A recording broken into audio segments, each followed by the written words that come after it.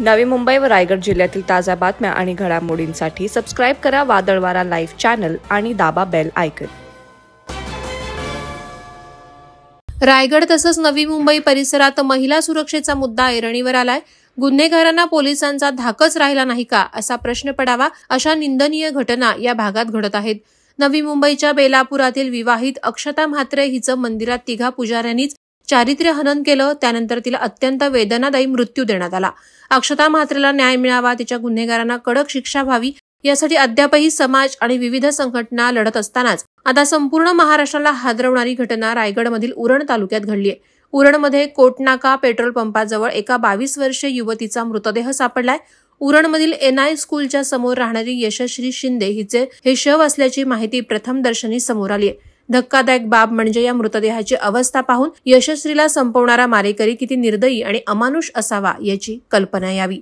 यशश्रीचं शव सापडलं तेव्हा तिच्या पोटावर तसंच संपूर्ण अंगावर असंख्य वार केल्याचं आढळून आल्याची माहिती पोलीस सूत्रांमार्फत देण्यात आली आहे। तिच्या शवाची अमानुषरित्या विटंबना करून तिला रस्त्यात बेवारसरित्या फेकून दिलं असल्याचं प्रथमदर्शी मार्फत सांगण्यात आलंय। या घटनेची माहिती मिळताच उरण पोलिसांनी घटनास्थळी धाव घेत यशश्रीचा मृतदेह इंदिरा गांधी हॉस्पिटलमध्ये नेला असून पुढील तपास सुरू आहे। यशश्री गुरुवार दिनांक 25 जुलैपासून बेपत्ता होती। ती कुठे होती, कोणत्या अवस्थेत होती याबाबत तिच्या कुटुंबियांना कोणतीही माहिती नव्हती। त्याबाबतची तक्रार पोलीस ठाण्यात देण्यात आली होती। त्याबाबत पोलीस तपास सुरू होता, मात्र ती सापडली ते थेट मृतावस्थेतच। त्यामुळे उरणमध्ये प्रचंड संताप आणि आक्रोश व्यक्त केला जात आहे। आज खूप बेकार पद्धतीने तिला मारलंय। आज माझी पोरगी आहे ना, उद्या तुमची पण असेल। तिला न्याय पाहिजे बस। कधीपासून बेपत्ता होती? ती गुरुवारपासून होती। सकाळी 11 वाजता गेलेली ती। सकाळी 11ला गेली तशी ती तिच्या मैत्रिणीकडे गेली। मध्ये ही घटना घडलेली आहे ती एकदम घृणास्पद अशी आहे। आपल्या घरच्या मुली आया बहिणी यांची सुरक्षितता आज वेचीवर टांगलेली आहे। इंग्रज जसे आपल्या आया बहिणींना करायचे त्या पद्धतीचा खून आज केलेला आहे। जशी घटना घडलेली आहे, आज आम्ही 22 वर्ष पोलीस स्टेशनवर कामं करतोय दक्षता समितीवर। कधी अशी घटना घडलेली नाही उरणमध्ये, अशी घटना घडलेली आहे। आज आपण बघितली त्या मुलीकडे। आज गरीब आमच्या पूर्ण महिला संघटनेचं एकच म्हणणं राहील, त्या मुलाला फाशी झाली पाहिजे।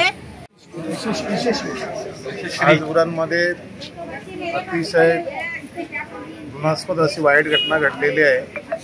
यशस्वी शिंदे एक अतिशय देखणी तरुणी 22 वर्षाची, तिची निगृण हत्या एका नराधमाने केलेली आहे। आणि अशा हत्या आपण या नजीकच्या काळामध्ये 1-2 अशा घडलेल्या आहेत। आज उरणमध्ये खऱ्या अर्थानं एक तरुणीचा नाहक बळी गेलेला आहे आणि एका मुस्लिम तरुणाने त्याचा बळी घेतलेला आहे।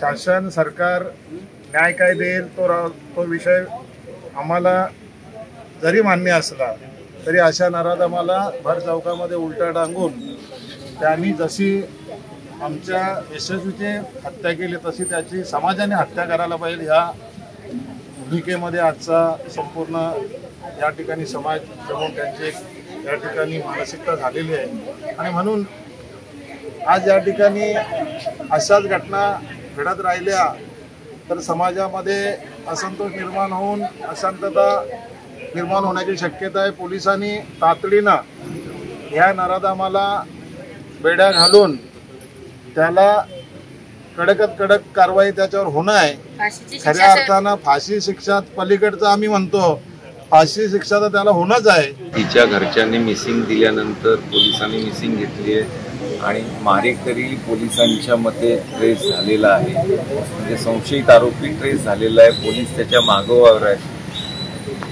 हा अत्यंत दुर्दैवी आणि घृणास्पदरित्या तिला मारण्यात आलंय आणि या घटनेचा जेवढा निषेध करावा तेवढा कमी आहे। पण अशा घटना होऊ नये ही समाजात काळजी घेण्याचं आणि ज्यांनी कोणी केलाय, आता पोलिसांनी सांगितलंय 2 दिवसामध्ये प्रत्येक गोष्टीचा छडा लावतायत, त्यांचं आश्वासन आहे। म्हणून हा सर्व जमाव समाज शांत आहे।